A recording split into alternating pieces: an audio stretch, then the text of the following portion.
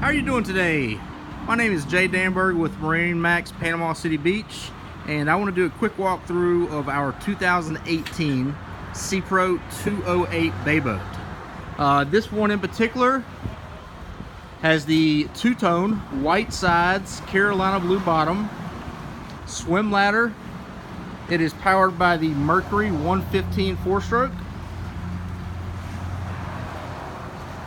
This one has the Fusion stereo, Mercury digital gauges. You've got two nice jump seats in the back, two live wells with fish box here in the center. Then as you move up front, you've got rod holders on the side of the console. Very, very good storage for a 20-foot bay boat. You've got in-floor, can either be a fish box or trolling motor for the batteries. Second fish box on top of the deck, your anchor locker, and then also a switch for your trim.